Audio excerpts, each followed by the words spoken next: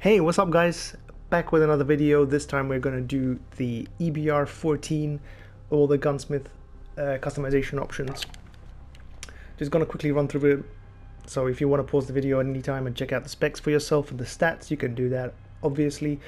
So we've got your flash guard, you've got your tactical suppressor, you've got your breacher device, you've got your muzzle brake, you've got your compensator, you've got your lightweight suppressor, and you've got your monolithic suppressor. For your barrel, you have three options. You have the Forged Tack Precision 20-inch barrel, 3 pros, damage range, bullet velocity, and recoil control, and 2 cons, which are aim down sight speed and movement speed, which are obviously both worse. Forged Tack Elite is our next one. 1 pro, which is aim down sight speed, and 1 con, which is bullet velocity.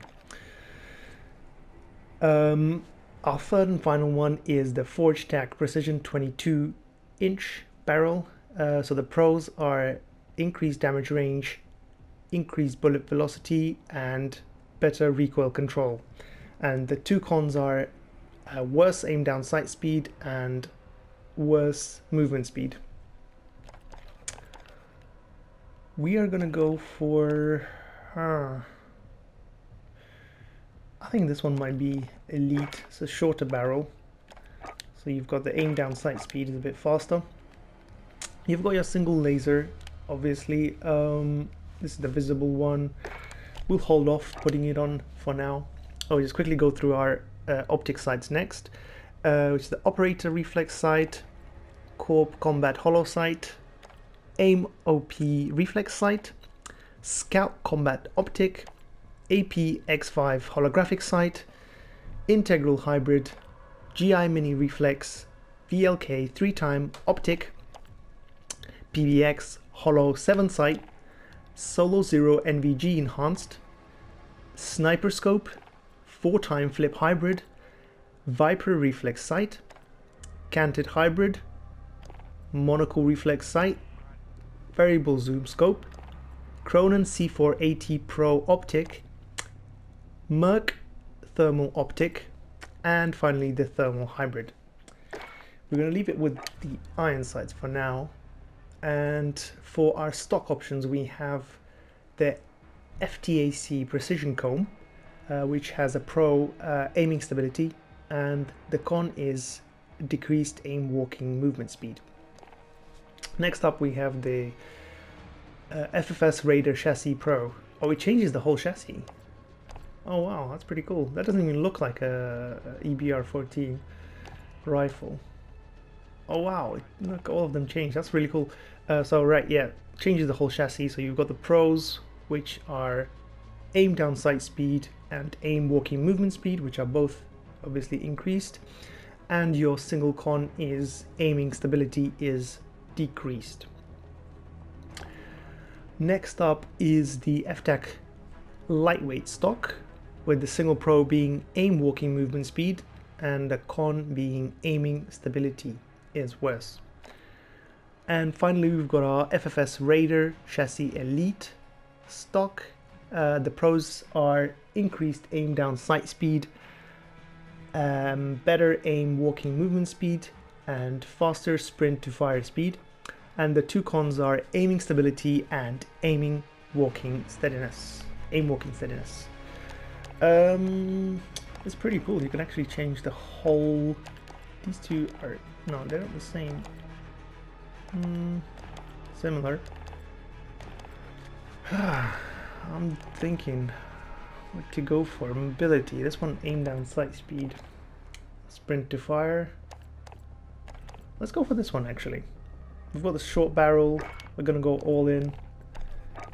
Perks obviously all the same. Quickly run through them. Heavy hitter, full metal jacket, fast melee, sleight of hand, frangible wounding, fully loaded, more money, presence of mind, recon, focus, and finally frangible disabling. All the same, they don't change much. So now we come to the ammunition. We can either pick 15 round mags or 20 round mags. Cons are the same for both. Obviously this one's a bit worse, quite a bit worse than this one, the 20 round mag. So the cons are aim down sight speed and movement speed are both decreased. I think I'm going to go for the 15 round mag just to have a few more rounds in there. And finally we've got our underbarrel attachments, which are commando foregrip, which comes with 2 pros: recoil stabilization and aiming stability is better, and 1 con of movement speed is decreased. Then is our tactical foregrip with a single pro of aiming stability improved and a single con of movement speed being decreased. We've got our bipod, obviously. Then we've got our Merc foregrip. 2 pros, recoil control and hip fire accuracy are both better, and 2 cons, aim walking movement speed and aim down sight speed are worse. Next up we've got the Ranger foregrip. The 2 pros are recoil control and aiming stability, so both are better, and the cons are aim walking movement speed and aim down sight speed. And finally we've got our operator foregrip, which comes with 1 pro, which is better recoil control, but the con is that aim down sight speed is slower. Personally, I would go with probably either of these, just because they don't interfere with aim down sight speed. Either one would probably be fine, depends what you're going for. This one is a bit more rounded off, whereas this one allows you more aiming stability and control. I'll probably go for this one, and then we have 1 free. We could probably go for the laser.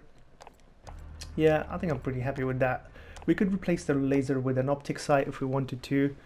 I would usually, I don't know, I'm hesitant to put optics on. I think it's just for the looks. Depends obviously on the gun, but if its iron sights are good, which I think this gun has good iron sights, so it should be fine. Anyway, this is it for the video. Thank you for watching. If you enjoyed it, please like and subscribe as usual. Thank you so much for watching. I'll see you in the next one, guys.